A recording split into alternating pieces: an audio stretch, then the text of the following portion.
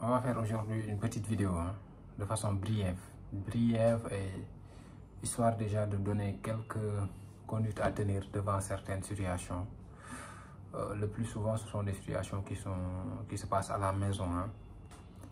Voilà, pour ceux qui viennent de nous, docteur Babacar Diop. On est docteur en médecine, entrepreneur et coach en développement personnel.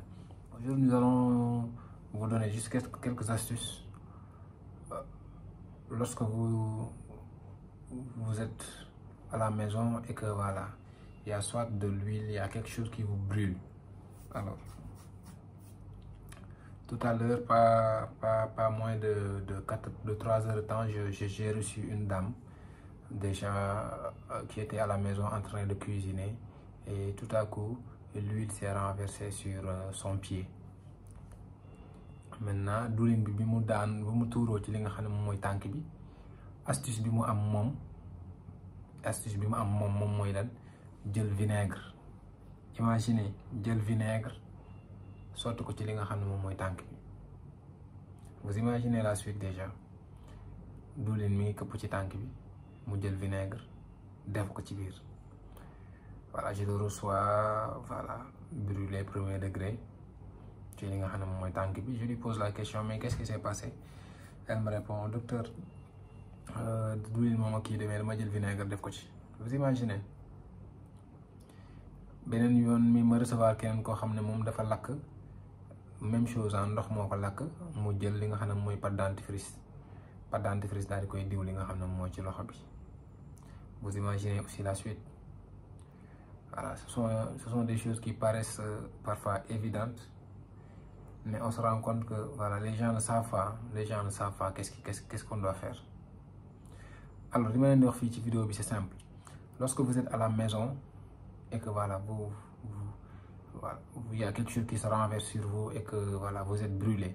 Lorsque vous êtes brûlé, la première des choses, c'est déjà d'arrêter les brûlures. Arrêter les brûlures, c'est simple. Ce que vous faites déjà, vous faites c'est un tank. Jël leen li nga xam ne moom mooy seen loxo rapproché la ci li nga xam ne moom mooy source d'eau c'est simple. Lorsque vous faites brûler là et que ça chauffe sincèrement déjà li leen di lakk sori leen ko bu weesoo loolu dem leen juste ci ndox soit ngeen jël seen loxo ngeen plongé ko dans de l'eau ou bien ngeen dem ci robinet bi vous ouvrez juste le robinet ibbi robinet bi teg seen loxo ndox bi li nga xam ne moom mooy tuur ci kawam et vous le faites pendant au moins 1 à 2 minutes, maximum 5 minutes. Vous allez vous rendre compte que la brûlure bi nga xamné yeen ko doon yek sur le plan superficiel, brûlure bobu non so defulé lolou day dem ci li nga xamné mom moy sur le plan interne. Maintenant en faisant ce geste là, juste ça permet de limiter li nga xamné moy casse. Mom moy lan brûlure bi da fay arrêter. En ce moment là, bu la nexé, voilà, si c'est pas trop grave, vous pouvez ne pas venir à l'hôpital. Prenez juste un antalgique, comme ça, vous gérez. Prenez du paracétamol, ensuite c'est bon. Maintenant, si vous voyez que la brûlure elle est un peu sévère par-ci par-là, maintenant venez directement à l'hôpital. Venez directement à l'hôpital, on gère le problème.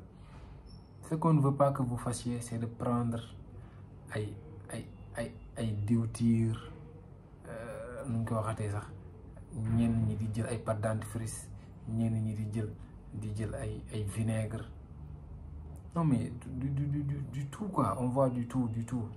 S'il vous plaît, de grâce, bu dee xamoo leen demandez, bu dee xamoo leen dem leen à l'hôpital ñu gérer le problème.